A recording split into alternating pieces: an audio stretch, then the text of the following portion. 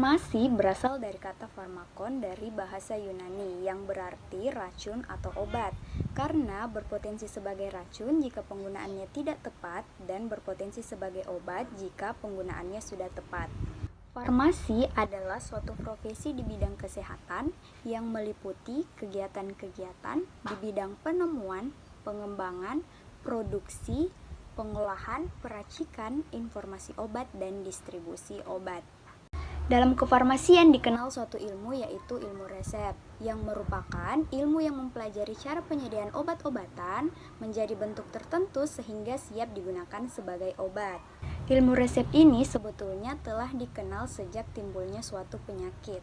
Dengan mulai munculnya manusia di dunia ini, maka mulailah muncul suatu peradaban.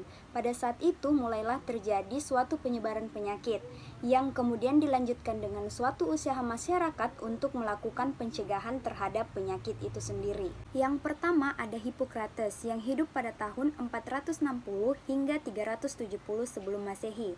Beliau adalah seorang dokter Yunani yang memperkenalkan farmasi dan kedokteran secara ilmiah, sehingga berdasarkan kerjanya sebagai pelopor dalam ilmu kedokteran, maka beliau diberi penghargaan dengan disebut sebagai Bapak Ilmu Kedokteran.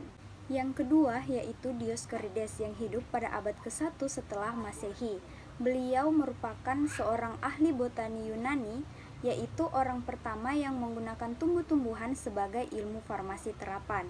Karya beliau yang terkenal yaitu buku De Materia Medica, yang dianggap sebagai awal dari pengembangan botani farmasi, dan saat ini dikenal dengan ilmu farmakognosi.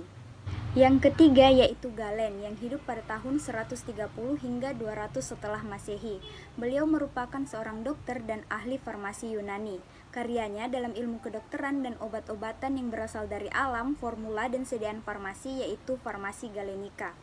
Formula yang terkenal yaitu krim pendingin yang disebut dengan Galen's Kerats yang sangat mirip dengan sediaan yang masih digunakan hingga saat ini. Yang keempat adalah Philippus Aurelius de Paratus Bombastus van Houten yang hidup pada tahun 1493 hingga 1541 Masehi.